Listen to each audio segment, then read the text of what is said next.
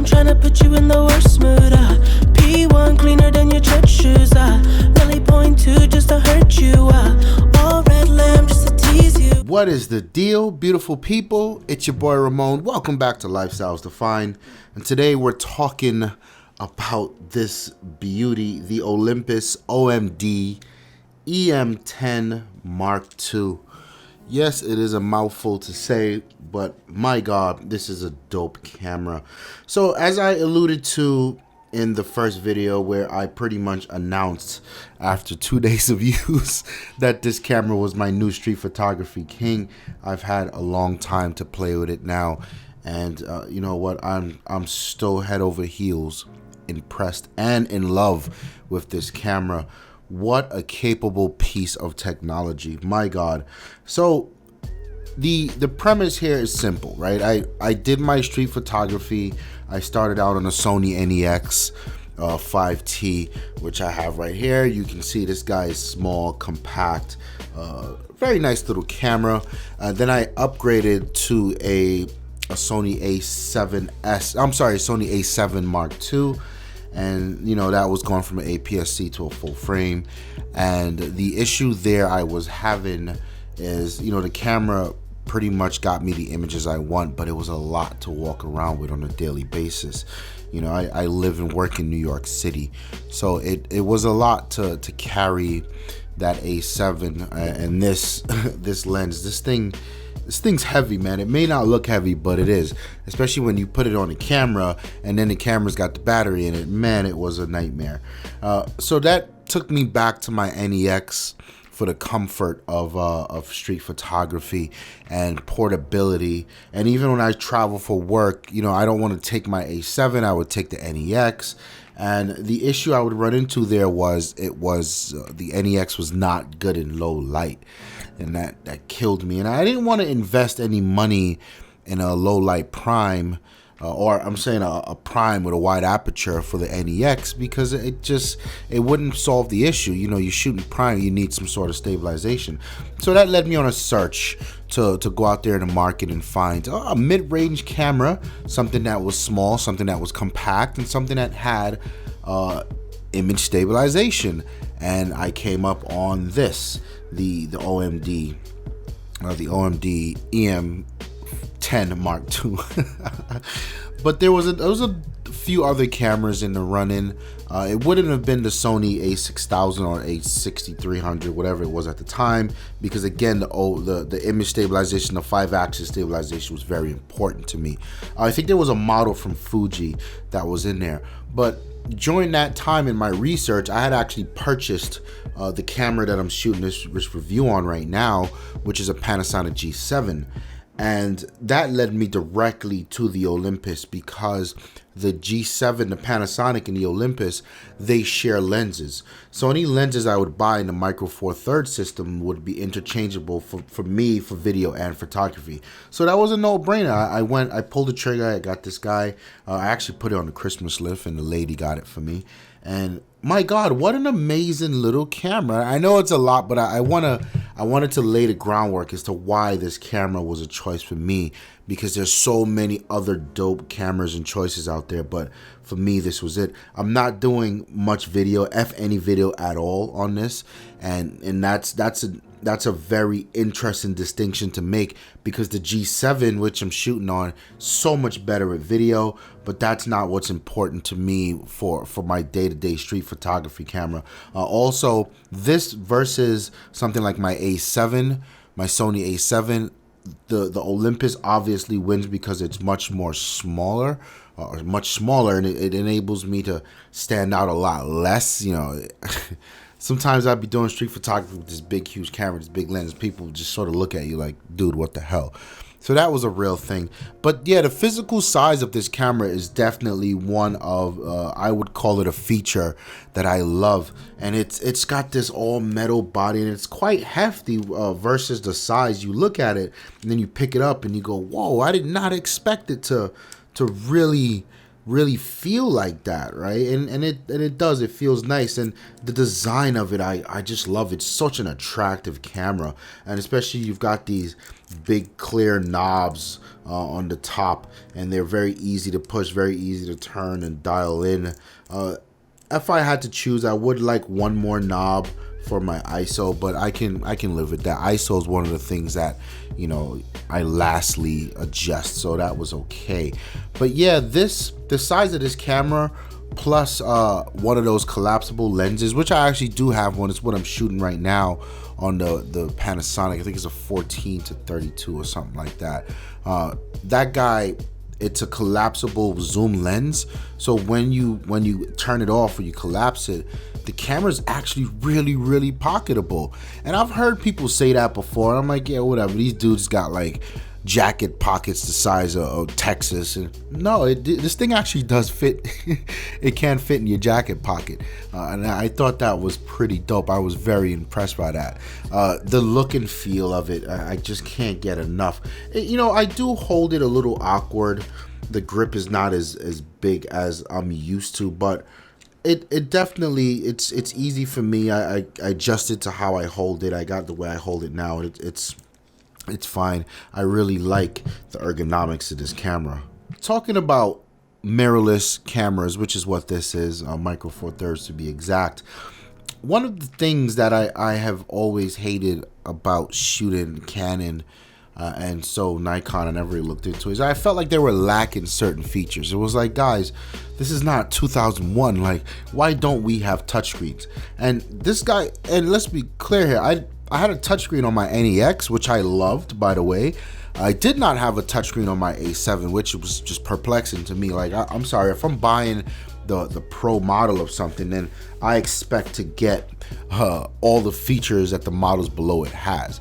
But whatever the case is, this guy, the OMD, actually does have a touchscreen, and it is not a touchscreen for having a touchscreen's sake. There's a lot of dope things you can do with it. I mean, yes, you can flick your pictures back and forth like you would on a cell phone when reviewing images. You can scroll through the menu with the touchscreen. But most interesting to me is there's a few different modes. You can tap to focus, which I think is super dope, and I heard it works well in video. But again, I'm not using this camera for video. There's another one where you can tap to focus and take the picture. So by one tap, the camera focuses where you tap and takes the picture, something we've become used to in the cell phone world. And then the third one that really blew my mind is when you have the camera up to your eye and you're using the EVF, you can use your thumb.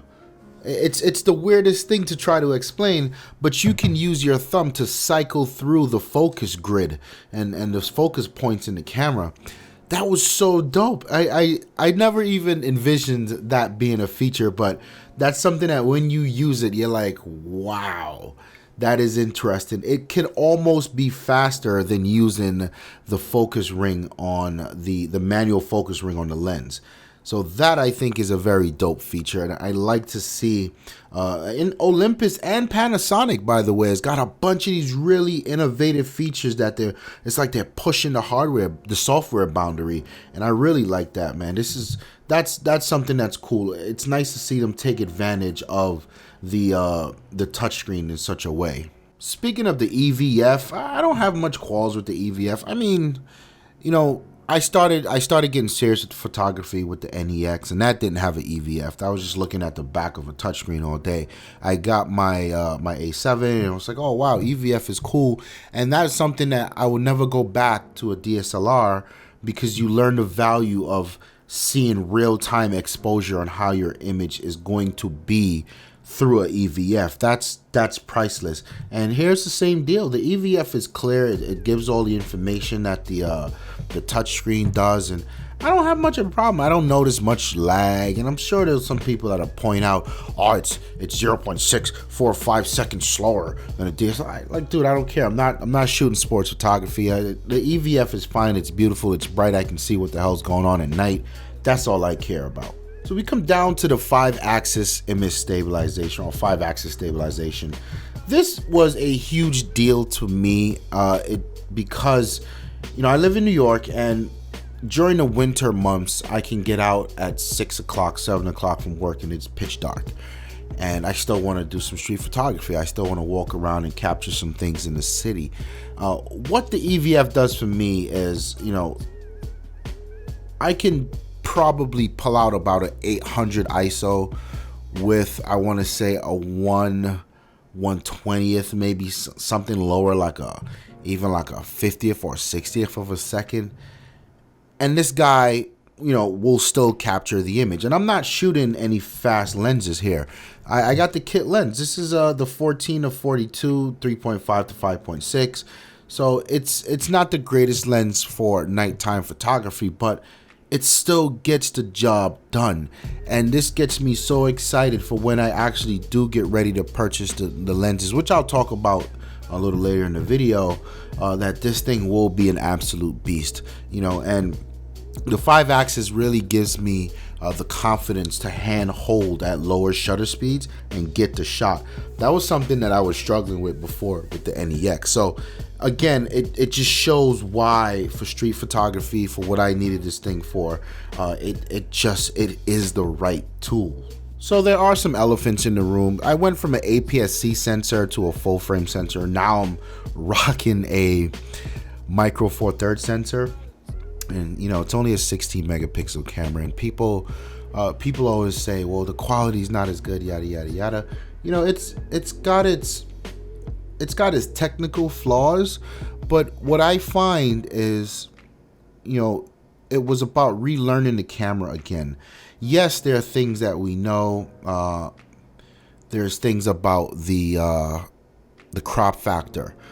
So if you have to multiply the lens by 2. So if it's a 14, if it's a 14 or 42, it's really a 28 to 84, right? And then you also have to multiply the f-stop. So if I get a prime, that's actually a 2.8. It's not a 2.8, it's a 5.6. So to get that real life 2.8, I'd have to go down to like a 1.4 or something like that, right? And I've also read where you have to multiply the ISO, and some people say you don't, some people say you do, some people say yes you do, because that's why traditionally speaking the micro four thirds images or cameras are they have a lot more noise in them, because the ISO you need to multiply by 4, not 2. I don't know how true that is. It all comes down to just using the goddamn camera. I don't get caught up in the science behind it.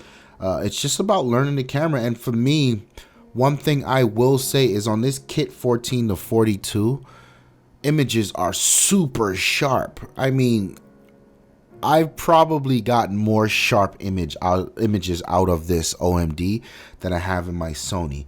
And it's striking. And that's even with the whole the micro four thirds snob and like, oh, the sensor is too small, it can't take it seriously. Like this camera's not a joke. The images that come out of this thing are super sharp, and it is really, really impressive. But it is not the perfect camera. So let's talk about autofocus. The autofocus on this thing is suspect. It does what's called this contrast autofocus as opposed to phase detection. And with 81 selectable points, the autofocus oftentimes does buffoonery, and I can't figure it out. I don't know why. It's super frustrating. The way I found around it is to, and I got this tip from Jerry, is to actually manually select the middle focal point, focus, and then recompose. Yes, that's a way around it. I would rather just have the autofocus work, because this is the first camera that I've ever had that just does not know what to do with itself. And I'm not talking, it does some hunting, yes, especially when I have the 12-32 Panasonic lens on there, and that thing has its own OIS. For whatever reason, it does this extra hunting, and that's okay, whatever. But It's something about the autofocus that drives me nuts. And I've looked on the forums and people say, yes, this is a problem. They recommend that you get the latest update. I'm not sure if I'm waiting to purchase my first lens. I'm not sure if it's a lens, is a kit lens thing, but right now it's a pain in my ass. It's something I have to deal with. I do have a way around it, so it's whatever. But I definitely thought that was something I should point out. The menu system on this camera is a nightmare. It is god awful. And the interesting part behind it is there's so much you can do to customize this camera to how you want it. But the penalty, the price you pay is a shit awful menu system to do so. I've got I think there's three function buttons on this thing. It took me forever to figure out how to customize them. You can do things like, and depending on which manual or which auto mode you're in, aperture priority, or these called manual modes, aperture priority or shutter priority, you're only going to be using one dial. So you can select which dial you want to use. You can select which way actually toggles it up or down. It's so much going on, and it's like mind-numbing, the stuff that, like, for instance, there's an exposure compensation meter when you're shooting in manual. I don't know how to enable it for the other modes like shutter and aperture. I gotta dive in somewhere on YouTube and see if I can figure it out, but it's not a big deal for me right now. But at some point I do need to figure that out, because I want to know when the image is over or underexposed. And it's there in manual. The first thing you do, you turn it on, it's there, but it's not there in any other modes. What the hell? In terms of lenses, I've done my homework and I know what lenses I want. And this is what I went through with my A7, right? I got me an adapter and I flushed out my lens range with old Minolta glass. And I'm going to do the same here. Because the kit lens is so sharp, that 14 to 42 range is covered. I have, even though it's a 3.5 to 5.6 variable aperture lens, I have total confidence in this kit lens and how sharp it is. Not even worried about that. I don't even want to get the pro version of it with the 2.8. It's not worth it to me. And from the research I've done, those 2.8 versions, those pro versions, those pro zooms, they're bigger and they're not necessarily sharper. So I'm staying with this kit lens. It's nice and small. On the lower end, I'm going to go for that 17 millimeter, that prime. I think it's 17 millimeter 1.7. I really, really want that. And then on the higher end, I'm going for the 75 millimeter 1.8. That's a super portrait, when many say it's one of the sharpest lenses ever made. I really want that because, I'm getting serious about my portraiture. I can't say that word to save my life, but that's definitely the two lenses that I'm going to go after. And after that, I think I'm fine.